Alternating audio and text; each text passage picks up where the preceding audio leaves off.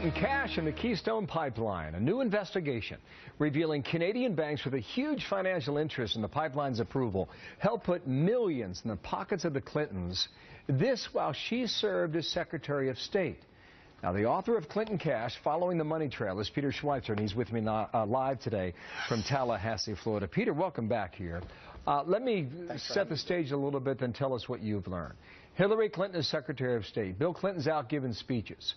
To whom was he giving speeches, and what was their position on the Keystone pipeline? Well, that's a good question, Bill. Basically, when Hillary Clinton becomes Secretary of State, already sitting on her desk is she needs to give thumbs up or thumbs down to the Keystone XL pipeline. State Department does its first review. Bill Clinton, in the midst of that, gets asked for the first time ever to give 10 speeches for a bank called TD Bank Investment Group. He gives 10 speeches for about $2 million. Again, they had never paid him for a speech before. TD Bank Investment Group pays him for his last speech. 3 months later, Hillary Clinton greenlights the Keystone XL pipeline. Bank Investment Group, one of the largest shareholders in Keystone XL pipeline with $1.6 billion in equity. They also have $933 million of loans tied up in that. So obviously raises questions about Hillary Clinton greenlighting the Keystone pipeline. Okay, now the environmentalists were going a bit crazy. I mean, they were pulling their hair out. They could not understand why she would not express an opinion on this. And I think in January of this year, she affirmed that she would not do that. In October of 2010, she said this as Secretary of State: we're either going to be dependent on dirty oil from the Gulf or dirty oil from Canada. We're not yet signed off on it, but we are inclined to do so. So there's an opinion there. There was not one in January. Yeah. Have you found a quid pro quo? Is there a connection? Is there a leak, Peter?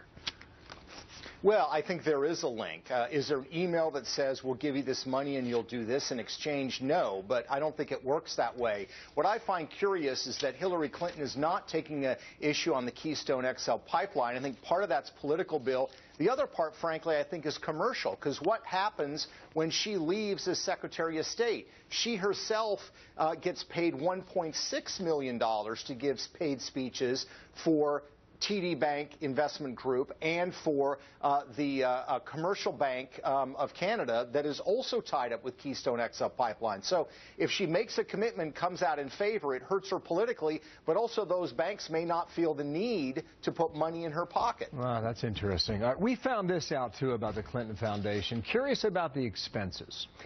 Now, in 2013, the Clinton Foundation had the following functioning expenses, about $85 million. And I think that covers airplanes and hotels. It covers employee labor costs. And I believe the foundation had 402 employees in 2013, which comes out to roughly $210,000 per employee working for the foundation. Now, you've looked into this, and what did you find regarding the expenses?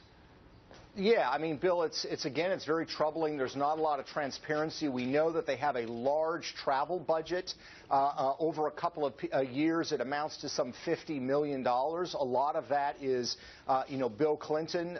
There have been stories of people going to the Clinton Foundation events that actresses from Hollywood that got a seat for themselves. The foundation also paid for a seat for their dog. The New York Times reported on that. So this is the problem. It's an organization that's committed to fighting poverty, but they are living very high on the hog. These employees, and the expenses are extremely high. Well, can't leave the dog at home, can you? Peter Schweizer, right. Thank you for your time. We're going to continue to look into these expenses, too, down the road. So from Tallahassee, thank you for coming back today. Thanks, Bill. All right.